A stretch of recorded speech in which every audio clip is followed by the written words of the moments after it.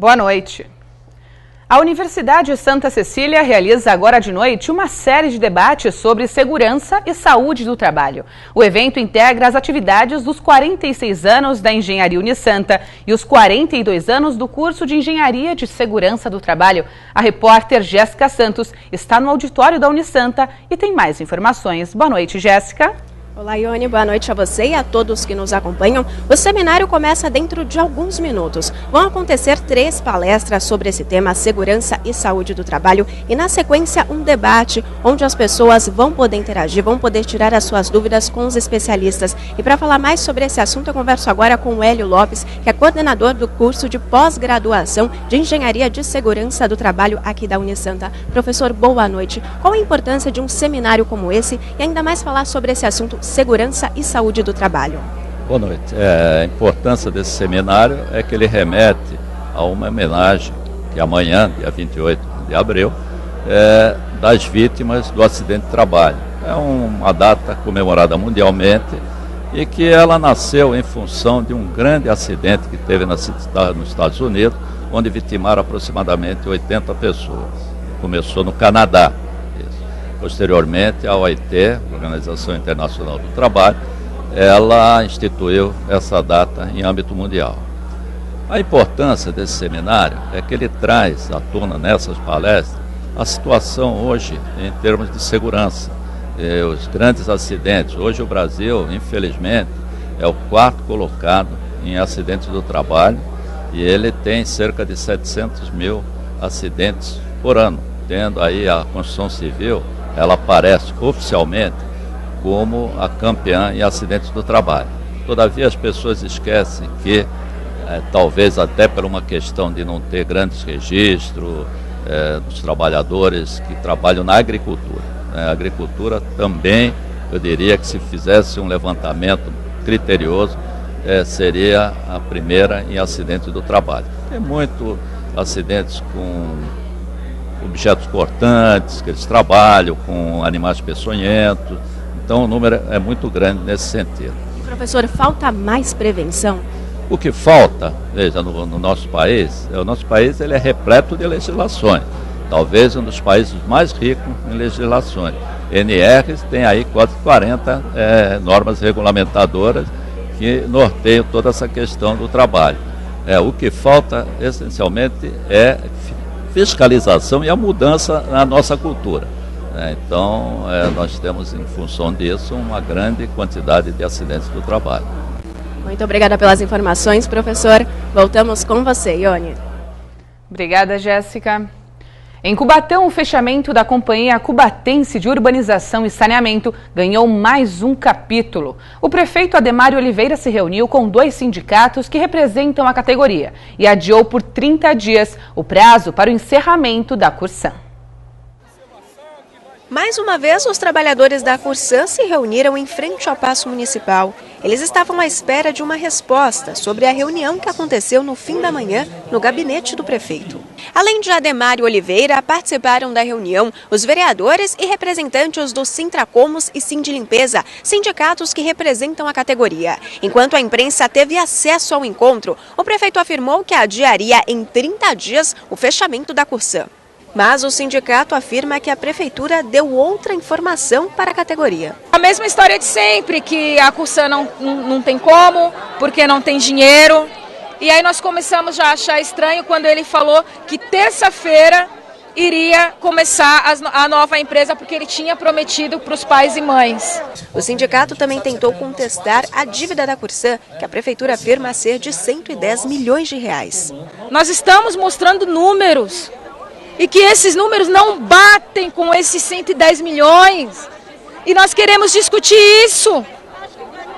E eles não querem discutir isso. A Prefeitura de Cubatão reafirma que o prazo para o fechamento da Corsã foi estendido por 1 mês.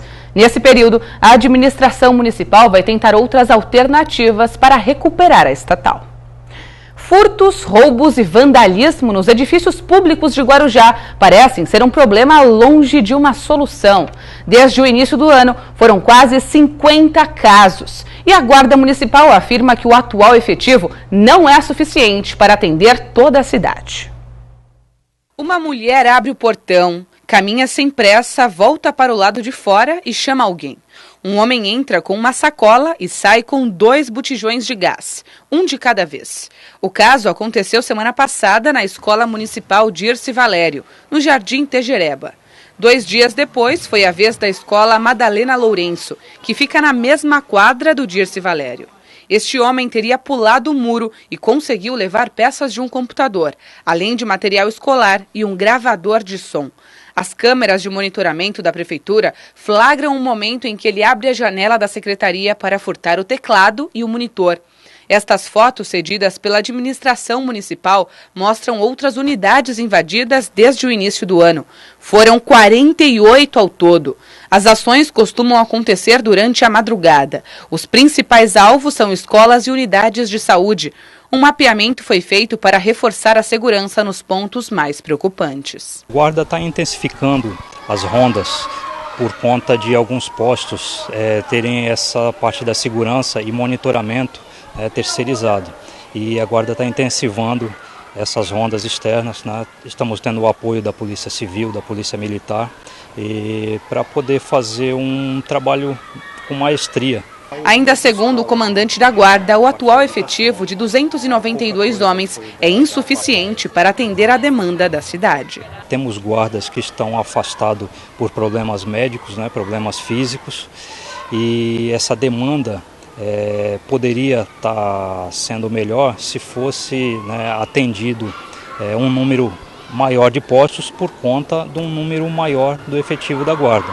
Tem ideia de quanto seria o ideal de efetivo para conseguir conter essas ações? Olha, por lei nós poderíamos ter 345 guardas, porém hoje nós temos só 292. E existe previsão de aumentar esse efetivo? Sim, a atual administração, ela, embora esse ano, como o orçamento tenha sido baixo devido a questões passadas, né? Hoje nós não trabalhamos com o orçamento nosso. Então a previsão é sim, para o ano que vem, já que vamos ter um orçamento próprio nosso, a ideia sim é de aumentar o efetivo da Guarda através de concurso público. A prefeitura não soube quantificar quantos casos tiveram envolvidos presos e produtos recuperados. Os taxistas em todo o Brasil tiveram sua renda afetada em 50% no último ano por causa da crise econômica nacional e o crescimento do uso de aplicativos de transporte individual de passageiros, como a Uber e o Cabify. O dado do Sindicato Nacional da categoria faz os profissionais buscarem alternativas para a delicada situação. A Baixada Santista, que conta com uma frota de 1.161 motoristas, foi escolhida para sediar o primeiro seminário, Táxi e o Caminho contra a Crise. O evento aconteceu no Mendes Plaza Hotel, no Gonzaga, em Santos. Participaram lideranças regionais e nacionais do segmento. O vice-presidente da Abracon Táxi explica que o seminário é um piloto. Pretendemos levar esse seminário para as principais capitais do país e também fazermos um encontro nacional de lideranças de táxi aqui no Brasil, muito provavelmente no segundo semestre, em agosto, e talvez a cidade escolhida seja o Rio de Janeiro. O Sindicato de Santos conseguiu trazer esse evento para Santos através da Central dos Sindicatos Brasileiros. Isso é um sinal de prestígio da cidade de Santos, do serviço de táxi da cidade de Santos. 4 especialistas se dividiram para falar sobre legislação, mobilidade urbana, adaptação e mudanças no cenário atual do transporte e tecnologia. O advogado Fábio Godoy abordou o projeto de lei 5587 de 2016, que está em votação no Senado e trata da regulamentação do transporte individual de passageiros por aplicativos, como é o caso da Uber e do Cabify. A partir do momento que existe praticamente um consenso no Poder Judiciário de que tal atividade não pode ser vedada, o que se buscou é uma regulamentação, e aí com alguns critérios que vão diferenciar o transporte público individual, que é o táxi, do transporte privado individual, que é esse novo modelo, que tem algumas características, em especial o fato de não ser aberto ao público, né? Ou seja, eles só poderão atender pessoas previamente cadastradas no aplicativo, eles não poderão fazer pontos de estacionamento na rua, então isso já diferencia muito do táxi. A questão da tarifa é um ponto muito importante, porque a tarifa pública para o táxi ela existe, ela é regulamentada pelo poder público local, e no caso desses aplicativos há uma liberdade tarifária. Independentemente do futuro do transporte individual de passageiros por aplicativos, os organizadores do evento acreditam que qualificação é o caminho para vencer a crise. Como que o profissional pode se qualificar então e atender melhor? Primeiro, ele participando desses eventos, essas palestras, de cursos de aperfeiçoamento, para cada vez mais ele procurar um serviço de excelência, baseado em segurança, ter acesso à tecnologia e oferecer sempre o melhor que ele puder para o passageiro. Os estoques de sangue no Hemonúcleo de Santos estão baixos. A repórter Bianca Midlas tem mais informações para quem quiser doar. Os tipos mais em falta são AB, A e principalmente O negativo. Quem vai dar mais informações para a gente é a Rosângela Maria dos Santos, que é diretora do Hemonúcleo de Santos. Então, Rosângela, esses tipos de sangue estão em falta, principalmente O negativo? Sim, todos os tipos estão, o nosso estoque está baixo, mas principalmente o O negativo. Nesse momento a gente só tem 2 bolsas no estoque. E o sangue também tem um prazo de validade, é bom lembrar? Sim, a bolsa de hemácias ela dura 35 dias. O que é menor é a plaqueta. A plaqueta dura 5 dias. Ou seja, em 5 dias já tem que trocar essas plaquetas e é necessário. Vocês usam bastante, né, desses componentes? Sim, aqui principalmente, que a gente tem bastante paciente oncológico, pacientes com leucemia, a gente usa bastante plaqueta. Então, quem quiser doar, como pode fazer? É só comparecer aqui, munido de um documento de identidade, ele vai passar por um cadastro, depois vai fazer teste de anemia, vai ver pressão, pulso, temperatura, passa por um questionário e depois já vem para a doação de sangue. E qualquer pessoa pode doar? Qual é a idade? Quais são as idades, o peso? De 16 a 69 anos. No caso dos menores de 18 anos, tem que comparecer com o responsável para assinar um termo de responsabilidade, tem que estar em bom estado de saúde e aqui a gente vai fazer todos os testes. E o horário de funcionamento? É das 8 ao meio-dia e meio. E tem alguns sábados também que funciona. Esse mês nós vamos estar abrindo todos os sábados. Muito obrigada pelas suas informações. De Santos, Bianca Midlas para o Caderno Regional. O endereço do Hemonúcleo de Santos é Rua Oswaldo Cruz, número 197, no Boqueirão, em Santos. Você mora em Santos e quer mudar de profissão? O Fundo Social de Solidariedade oferece de graça um curso de marcenaria. Basta ter mais de 18 anos e receber menos de 2 salários mínimos. Esse é o projeto Ecofábrica. Esse é o som ambiente desse curso de marcenaria. Aqui os alunos aprendem uma nova profissão. As aulas acontecem na Vila Criativa e os estudos duram 3 meses. Muitos chegaram sem nenhum conhecimento sobre marcenaria. Nós iniciamos pelo básico, né, que é trabalhar sobre a aplicação da madeira, dos tipos de madeira, os seus devidos usos e a operação dos equipamentos de uma maneira geral. Para daí, então, eles colocarem a atividade, a criação, que é a marcenaria propriamente dita. Eduardo tem 31 anos e trabalha com segurança patrimonial. Sempre teve vontade de fazer um curso como esse, mas nunca teve oportunidade. Agora, já pensa até em mudar de carreira. Pretendo mudar de profissão, se aparecer uma vaga, eu pretendo me candidatar. Aqui, o desafio vai além de aprender uma nova profissão. Os alunos também descobrem a importância da reciclagem, já que todas as madeiras usadas no curso são recolhidas pelo Catatreco.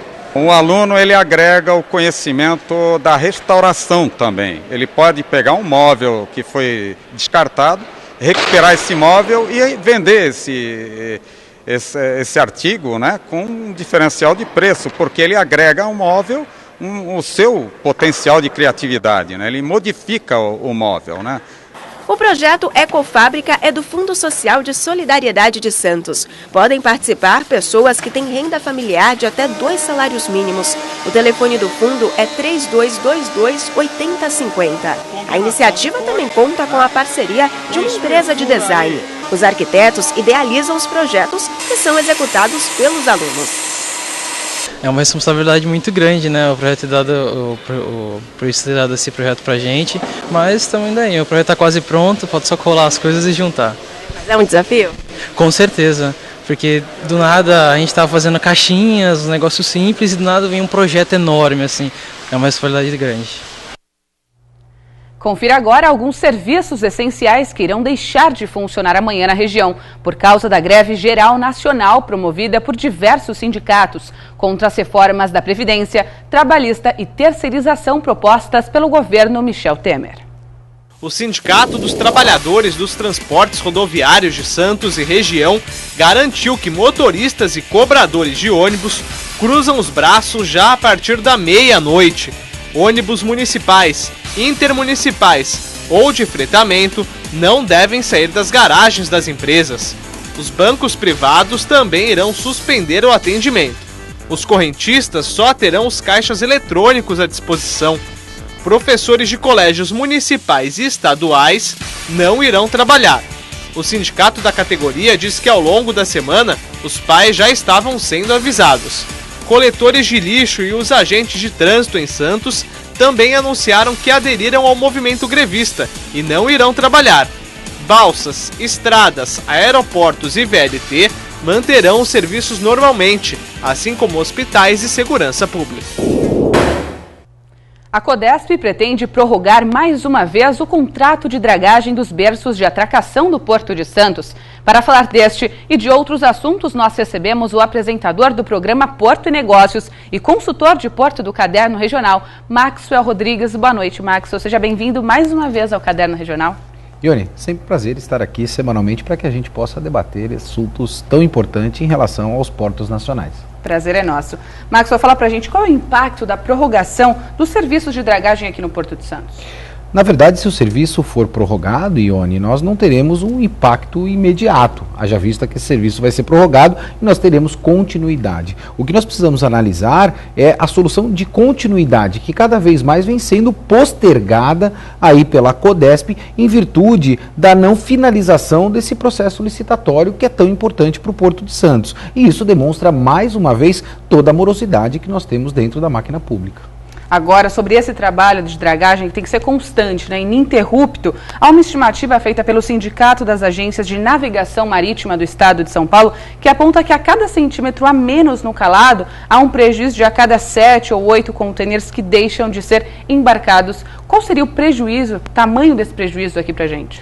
Nós podemos separar em duas etapas aí, né? A questão do prejuízo financeiro, na questão de faturamento e arrecadação, é um prejuízo bastante grande. Nós tivemos agora recentemente o presidente de um dos maiores terminais da região falando que esse impacto gira em torno aí, na questão de arrecadação exclusivamente da Codesp, de 60 milhões de reais ano, ou seja, um valor bastante expressivo. Mas esse não é o maior impacto no meu ponto de vista. Nós temos um impacto aí em relação à questão econômica, porque toda vez que você consegue proporcionar empregos e você rentabiliza em virtude do seu trabalho, você contribui para que a cadeia econômica ela venha a girar e, consequentemente a isso, contribuir com o desenvolvimento do país. Hoje, nós estamos falando aí em perca de postos de trabalho, de contratação, por exemplo, de avulsos, em relação a 700, 800 pessoas. Então, não sendo muito minimalista, mas se nós trouxermos isso para a nossa realidade, este impacto, Ione, é um impacto vertiginoso. São muitas consequências, né? Agora vamos falar de um assunto que você tratou na semana passada aqui no Caderno Regional, que é a privatização das companhias docas, nessa suposta privatização. O presidente de uma das empresas do Espírito Santo negou a intenção de ser privatizado, né? Foi a primeira intenção negada. O que de fato vai acontecer? Ione, mais uma vez a gente percebe aí a dificuldade de comunicação do governo federal.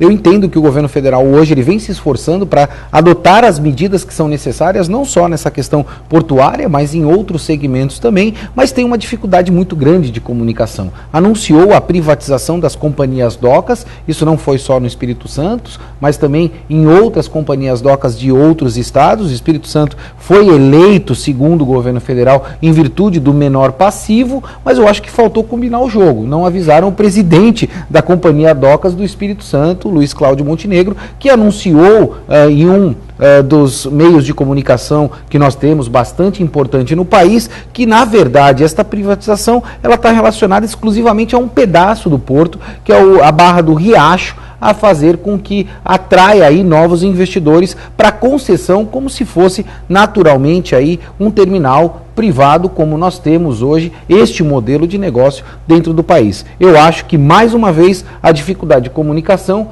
e combinar o jogo é o que faltou nesse caso para o governo federal. Teremos outros capítulos então dessa história. Não tenha dúvida. Agora, sobre a greve geral, que é anunciada há mais de um mês para acontecer amanhã, terá impactos diretos na operação portuária?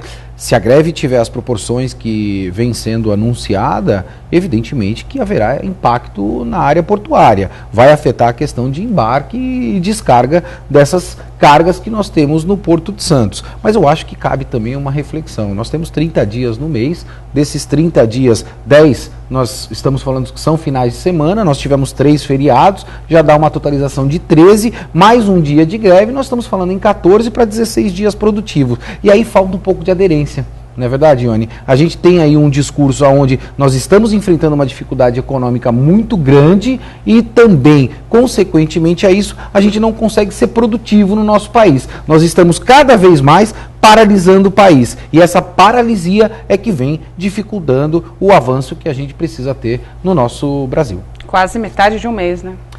Não tenha dúvida, e isso é um dos maiores impactos. Costumo dizer que para você ser um empreendedor no nosso país, eu acho que você precisa ser um herói. Muito obrigada pelas informações, pelos esclarecimentos mais uma vez, Max. Uma boa noite. Boa noite, Ione. Sempre um prazer, estou à disposição. Obrigada. A Orquestra Sinfônica Municipal de Santos se apresenta daqui a pouquinho, às 8 da noite, no Teatro Coliseu. A atração especial é o violinista italiano Domenico Nordio. Os convites foram distribuídos gratuitamente e já estão esgotados. A orquestra executa obras como Concerto para Violino de Brahms e Sinfonia número 8. Agora o assunto é futebol. O Santos abriu boa vantagem contra o Paysandu na Copa do Brasil. Jogando na Vila Belmiro em casa, o Peixe venceu por 2-0. Os gols saíram na segunda etapa. Aos 3 minutos, Bruno Henrique arrisca de longe e marca um golaço. O Santos define o placar quase no fim do jogo. Vladimir Hernandes cobra falta e Copete completa de cabeça. 2-0. O alvinegro praiano e o Paysandu voltam a se encontrar pela Copa do Brasil no dia 10 de maio em Belém. O Peixe pode até perder por um gol de diferença que já garante a classificação. Mas antes, no dia 4 de maio, o Santos recebe o Santa Fé pela Libertadores.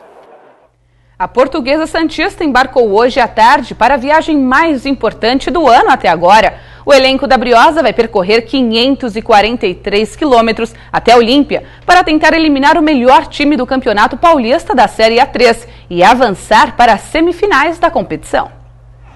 Coletivo leve hoje pela manhã. Só isso que pudemos mostrar antes do treino de pênaltis. Mas pelo estado do goleiro Thiago já dá para imaginar que não faltou dedicação. Sempre quando teve pênalti eu sempre bati entre os 5, né?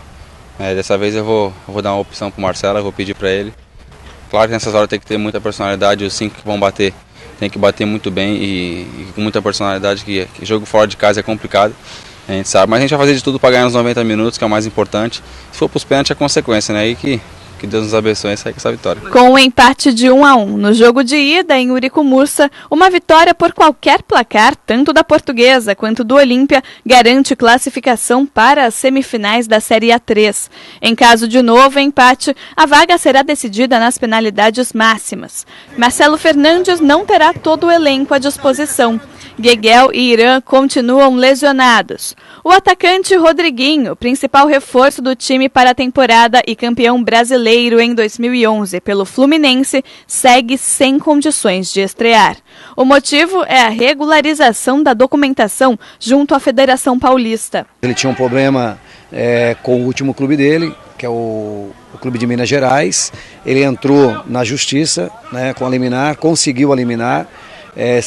Foi feita a liberação dele, nós o escrevemos na federação dentro do prazo, dia 20 até as 16 horas, só que ele tinha que constar no BID da CBF.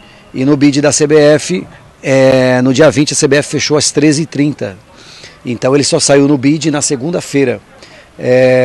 Para nós entendemos que ele está escrito corretamente, mas para a federação ela entende que não, que eles teriam que estar no extranet da federação, já liberado pelo BID no dia 20. Mas não tinha como ser liberado no dia 20, porque a CBF já estava fechada. Fora de casa, a Briosa não tem um retrospecto positivo. Foram 5 derrotas, 3 empates e 2 vitórias. Um aproveitamento de 30%. Já o Olímpia não detém o título de melhor ataque da competição à toa. Dentro de casa, o aproveitamento da equipe é de 80%. Números que, para o técnico Marcelo Fernandes, não querem dizer nada. Grande equipe, o Olímpia, volto a dizer. Muito bem treinada pelo Júlio Sérgio, bem preparada, mas também vai pegar um adversário que é muito difícil também, que está muito bem, está com 6 partidas de uma sequência boa, fazendo grandes jogos, como fizemos aqui a primeira partida. E agora é outro jogo, é outra atmosfera, e o importante é que a Portuguesa está preparada e vamos lá em busca da nossa classificação. Portuguesa Santista e Olímpia se enfrentam no domingo, às 10 da manhã. Boa sorte aí para a Briosa. E a edição de hoje fica por aqui. Você pode rever as matérias do Caderno Regional em nosso canal no YouTube. Basta acessar youtube.com/santaportal. Você também continua bem informado sobre Santos e região no Santa Portal. Eu volto amanhã. Tchau.